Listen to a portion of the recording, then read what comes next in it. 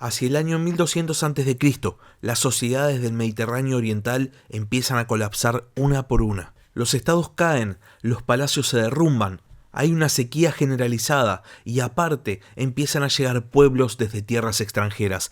Es el colapso de la Edad del Bronce, un periodo de completo caos en el cual prácticamente todas las grandes civilizaciones de la cuenca del Mediterráneo desaparecen.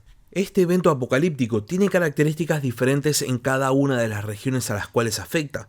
Por ejemplo, para los hititas va a ser una combinación de una sequía extrema y ataque de pueblos extranjeros las que van a llevar a la caída de este gran imperio.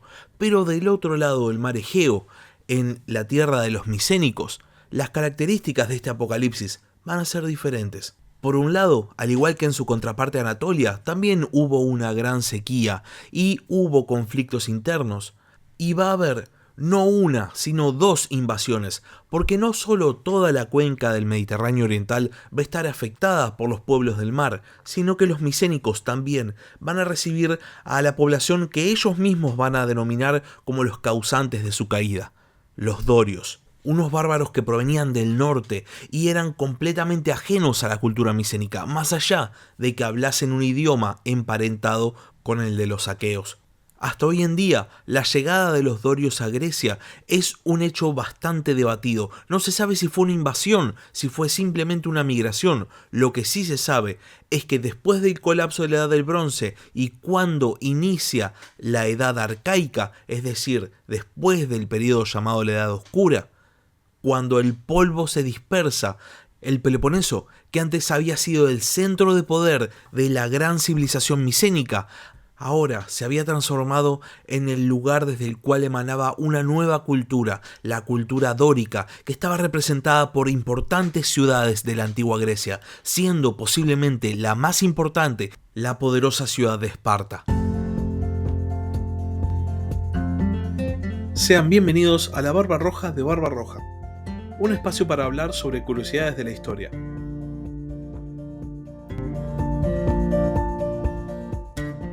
Como suele pasar con todos estos eventos que transcurren en un pasado remoto, pensemos que estamos hablando de hace 3200 años, el momento específico de la llegada de los dorios no es conocido, no hay una fecha exacta, pero se sabe que llegan a Grecia, o mejor dicho, llegan al espacio micénico, es decir, al sur de Grecia, al Peloponeso, el Ática, etc., aproximadamente en el año 1200 a.C., procedentes del norte. ¿A qué se referían los antiguos historiadores cuando hablaban de que los dorios venían del norte? No lo sabemos con claridad, pero hay varias teorías con respecto al origen de este pueblo tan disruptivo. Pero antes de ir a la historia o a los registros arqueológicos, vayamos a algo muy importante para la cosmovisión griega, su propia mitología. Veamos cuál es el origen que los propios griegos conferían en su pensamiento mitológico a este pueblo. Según la mitología griega, que pensemos que los historiadores antiguos la consideraban una fuente válida de información, una fuente de hechos, los dorios descendían de un héroe que se llamaba Doro. Doro era el hijo más joven del gran héroe de los griegos llamado Helén, que a su vez era el hijo de Deucalión, quien había sobrevivido al gran diluvio. Y sí, al igual que tantas otras culturas de la antigüedad, los griegos también tenían un mito de un diluvio universal.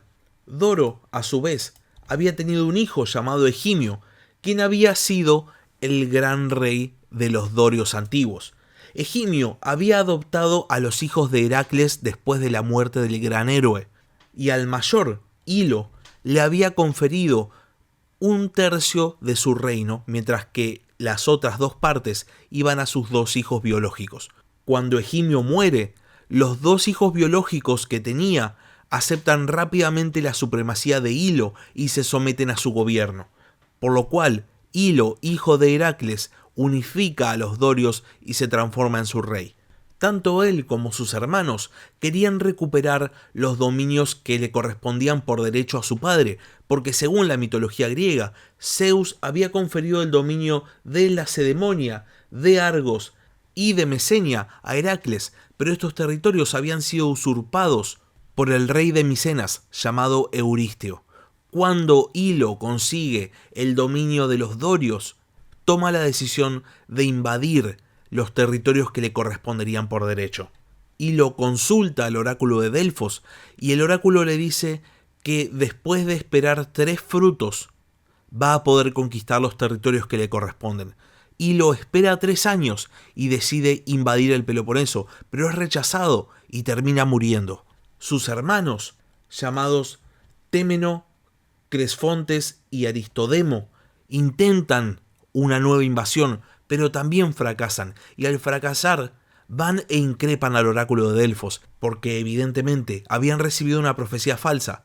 El oráculo responde con que habían malinterpretado la profecía y que era a la 3ª generación, no al 3er año, cuando la invasión iba a surtir efecto.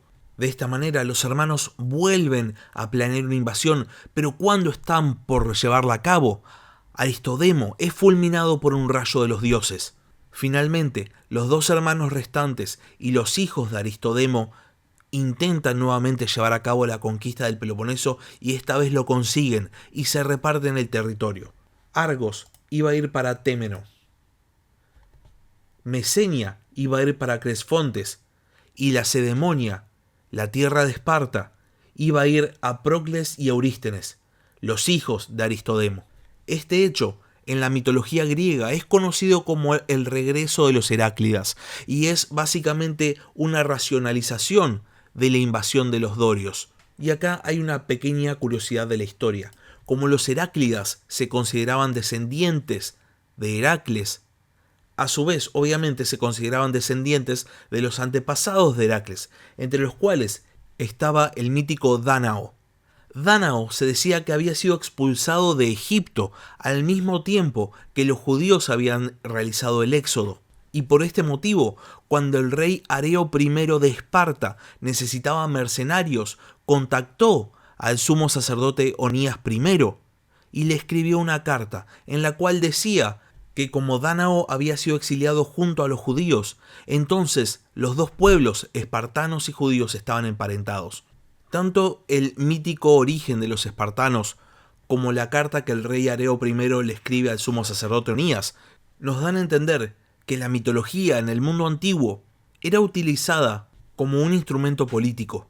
De hecho, en cuanto al origen mítico que se propone acerca de los espartanos, acerca de los dorios en general, el objetivo era muy claro. Era hacer de los dorios los más griegos entre los griegos, porque en realidad, como nos dice la historia y como nos dice la arqueología, los dorios provenían de fuera del mundo micénico. La historia nos cuenta que los dorios llegan al mundo griego aproximadamente en el año 1200 a.C., provenientes de las montañas del norte de Macedonia, aproximadamente en lo que hoy en día sería el norte de Grecia, tal vez Macedonia del Norte, tal vez Bulgaria. También se vincula a los dorios con las montañas de Epiro. Y en sí, el propio nombre de este pueblo nos da la pista de dónde vienen, porque dorio deriva del vocablo doris, que significa bosque o tierra alta, y que a su vez deriva del vocablo protoindoeuropeo deru, que significa árbol. De esta manera, los dorios eran los habitantes de los bosques o los habitantes de las montañas, atributos geográficos que si los sumamos distan mucho de la geografía del Peloponeso o del sur de Grecia, que es marcadamente seca.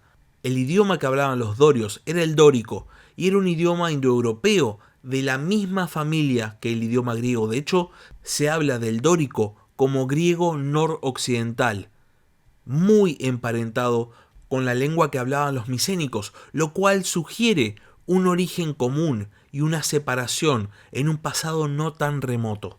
Estas similitudes culturales entre los dorios y los micénicos pueden haber posibilitado que la aculturación de las poblaciones que quedaron bajo el dominio de los dorios haya sido bastante acelerada, porque si bien los dorios llegan aproximadamente en el año 1200 a.C., para cuando se inicia el periodo arcaico, es decir, para el año 800 a.C., ya todo el Peloponeso era marcadamente dórico. Ahora bien, hay una cosa más que decir acerca de la llegada de los dorios, porque si bien Generalmente se habla de la invasión de los dorios. Lo cierto es que no se sabe bien qué es lo que pasó. Hay dos momentos de llegada. Uno en el año 1200 a.C. aproximadamente, y este es el momento en el cual los palacios del Peloponeso son destruidos. Pero por otro lado, los primeros registros arqueológicos de las ciudades de los dorios datan del año 1000 a.C.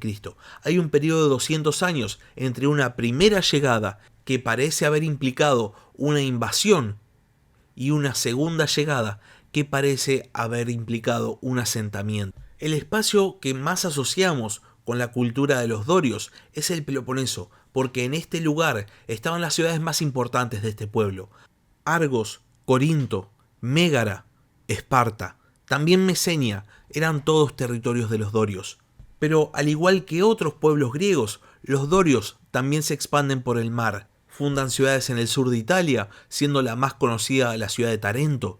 También ocupan territorios en Sicilia. De hecho, Siracusa es una colonia de Corinto y por ende es una colonia doria. También se asientan en la isla de Creta después de la caída de los micénicos. Pero posiblemente sus colonias más conocidas, fuera de la Grecia continental, sean las colonias de Asia Menor, donde fundan Halicarnaso, la ciudad de Heródoto, Cnido y Kos, y después fundan las tres primeras ciudades en la isla de Rodas: Lindos, Cámiros e Ialisos.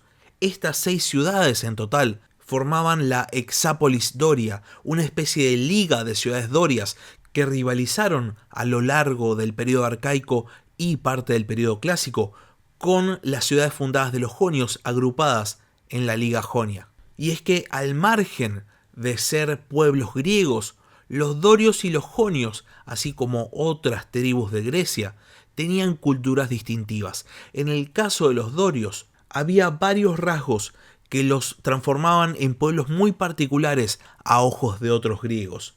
Para empezar, la sociedad de los dorios estaba firmemente dividida entre los roles de las mujeres y de los hombres. De hecho, la separación de los sexos era un pilar fundamental de la organización de la estructura social doria. Por un lado, los hombres vivían en residencias completamente masculinas hasta que cumplían los 30 años, independientemente de si se hubiesen o no se hubiesen casado.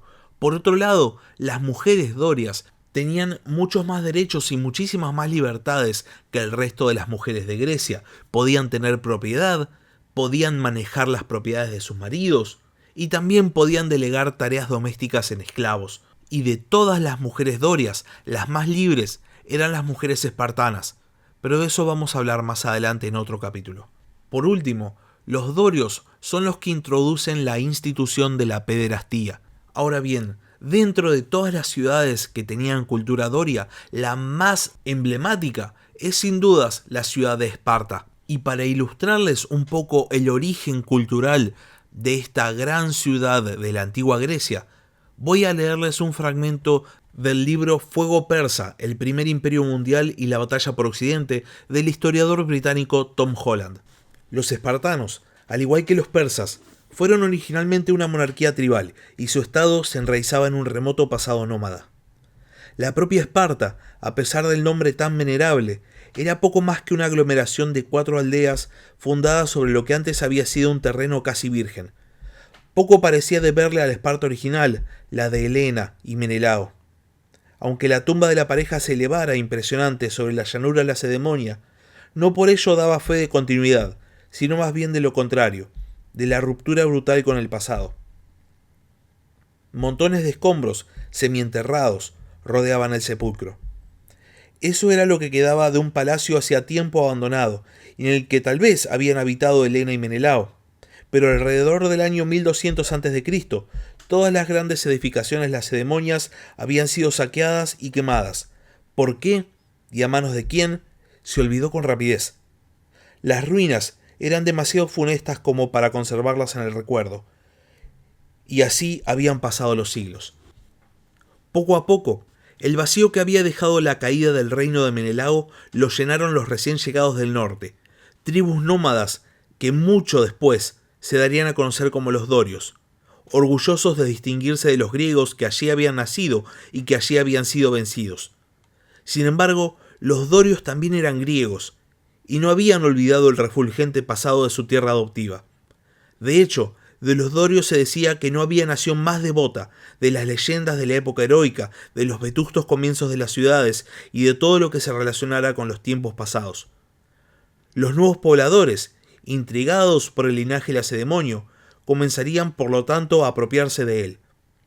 Por ejemplo, alrededor del año 700 a.C., más o menos cuando los medos y los persas estaban echando raíces en los distantes sagros, los dorios descubrían de modo fortuito la tumba de Helena, y en un gesto aún más sensacional, la élite espartana comenzaba a buscarse unos ancestros muy anteriores al reino de Menelao, descendientes del héroe más grande de todos, Heracles, matador de monstruos e hijo de Zeus, rey de los dioses. Lo que había sido una invasión de los antepasados dorios, ahora podía presentarse como un regreso, y lo que se había ganado mediante la conquista había pasado a ser patrimonio legítimo. Los espartanos de la clase dominante se llamaban a sí mismos Heráclidas, y como herederos de Heracles reclamaban no solo el dominio de la Lacedemonia, sino el de gran parte de Grecia. Hasta acá llegamos con la cita del libro de Tom Holland, Fuego Persa, el cual, si no lo leyeron, si no los conocen, se los recomiendo muchísimo.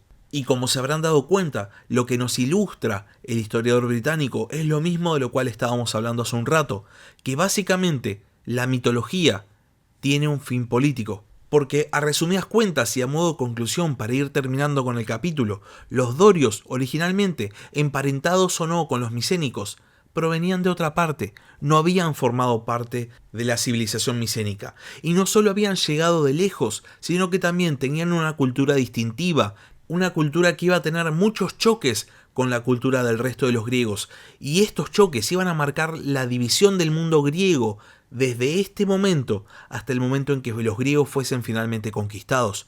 Pero más allá de todas estas cuestiones, como los dorios se habían asentado en Grecia y encima en el corazón de Grecia, en el Peloponeso, ahora eran griegos y como tales necesitaban un pasado mítico que los vinculase con el resto de los pueblos griegos. Lo interesante es que es la llegada de este pueblo que provenía de las montañas del norte lo que va a terminar de destruir a la civilización micénica. Y en definitiva, lo que va a ser una gran ironía de la historia es que estos pueblos invasores terminen transformándose en los más conocidos de los griegos, en los espartanos. Y hasta acá llegamos con el capítulo de hoy. Si el capítulo les gustó, no se olviden de suscribirse al canal, pueden suscribirse tanto en Spotify como en YouTube, no se olviden de compartir el capítulo con otras personas que piensen que les puede llegar a interesar, y si tienen algún comentario, alguna duda o simplemente quieren decir algo, pueden escribirme un comentario en YouTube, pueden escribir un mail al mail del podcast, labarbarroja@gmail.com, o también pueden seguirme en Twitter en @barbarrojacast. Muchas gracias por haber escuchado y hasta la próxima. Gracias por escuchar La Barba Roja de Barba Roja. Si tenés algún comentario, si tenés alguna pregunta o simplemente tenés algo para decir, podés escribir un comentario en YouTube o bien podés mandar un mail a labarbarroja@gmail.com. Hasta la próxima.